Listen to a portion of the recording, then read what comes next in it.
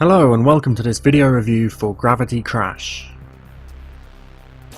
Gravity Crash has had a lot of preview hype from the 6th Axis due to our esteemed leader Alex doing some tinkering with their website and blagging himself some super early preview code. He got quite excited about it and made us all a little envious of his preview blagging skills, the jammy blagger. Not to worry though, the game was finally released simultaneously on both the EU and US PSN stores and priced in the UK at £6.29. So now we can all have a go and see if Al's excitement was warranted. The first thing of note is the art style. Just Add Water seem to have gazed into the past and seen the wireframe vectored worlds from their childhood 8-bit adventures fitted out with a subtle neon glow. That glow may have been inspired by the sign outside the kebab house near their offices. We can neither confirm nor deny rumours of late night kebabs during the development of this game, but it's a romantic myth, so let's run with it. Rendered in beautiful HD, this simple design hides a secret complexity. Yes, the world is essentially made up of different coloured lines you can't cross, with very little texture, but there is a subtle background layer to the game world, and a not so subtle backdrop which displays the intricate beauty and stunning majesty of space. Almost in spite of its simple or retro art style, Gravity Crash manages to be astoundingly pretty. The solid frame rate and smooth motion are never troubled, no matter how much commotion is occurring on screen, and that only serves to add to the attractiveness of this title. The soundtrack is worth noting too. It is, for want of a better expression, spacey electronic dance music. I'm clearly no expert in modern ambient musical styles, but it never distracts, fits nicely with the visuals, and never gets so repetitive that you'll be looking for the mute button. The option of custom soundtracks would have been nice, but the in-game sound is solid enough that you won't miss your own music too much.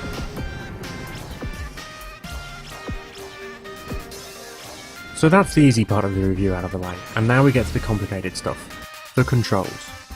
Just Add Water have included two completely different control schemes, which seem to be intended to cater for both retro fanatics and the more modern two-stick shooter crowd.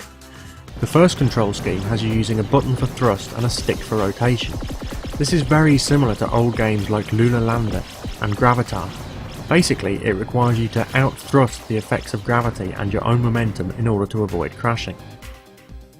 The second control scheme, and the one I found easier to use, is the two-stick style. The left stick gives you thrust in whichever direction you push it, and at varying strengths depending on how far you push the stick. The right stick fires your main weapon in whatever direction you push the stick. Explained like this, it may seem like Gravity Crash is going to control much like the plethora of other two-stick shooters that are available on the PSN. It doesn't. There is a weight to the controls in Gravity Crash that forces you to be much more delicate and deliberate with your movement. The developers give you suggested times for each level, but I always take at least twice as long, because the only way I can prevent my ship's colourful explosion on a neon glowing rock face was by going really slowly and being really careful. The controls take some practice to get right, but once you master the subtleties they are extremely precise and joyfully unforgiving. Following a brief and highly advisable tutorial, you can jump straight into the campaign mode, which has you progress through the game's levels systematically planet by planet. There are slight variations in mission for each level, but for me they all amounted to collect everything you find and shoot everything that isn't collectible, which is possibly another reason why my times are so different from those suggested.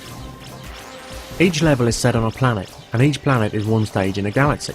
At the end of each galaxy you will face a tricky boss before you unlock the start of the next galaxy.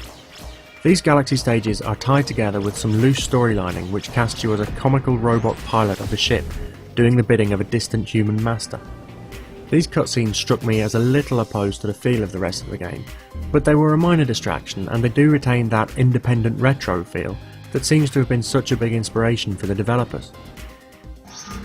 In addition to this campaign mode, there is a planet mode in which you can revisit any of the stages you've unlocked in the campaign, and 3 local multiplayer modes which are comprised of deathmatch, salvage and race games with configurable options for up to 4 players. The omission of online multiplayer is not an issue here, as its inclusion may have felt a little strange given the way the game plays and feels. The comprehensive leaderboarding system is a perfect fit for this kind of high-scoring timed game, so I don't think anyone will miss online multiplayer too much. One of the big attractions of Gravity Crash has got to be the fantastic level creation editor. Every level in the game could be made with the in-game editor, and it's easy to see how.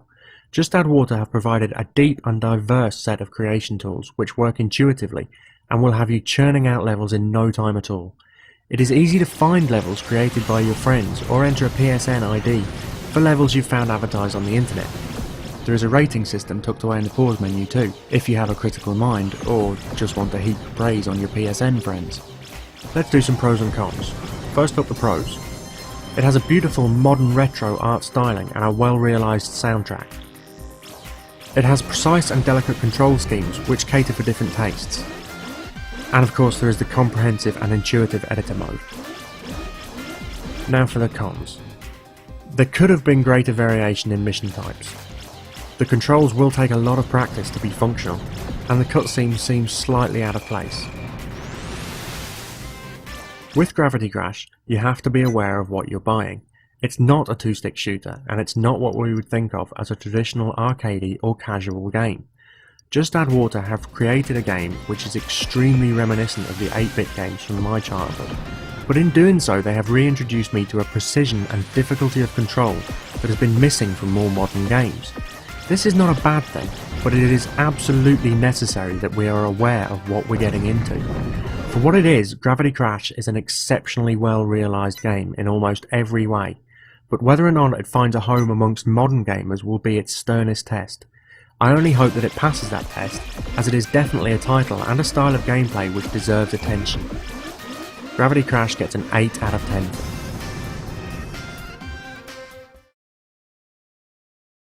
Dum-de-dum-de-dum, dum-dum, I've got a theme tune, dum-dum.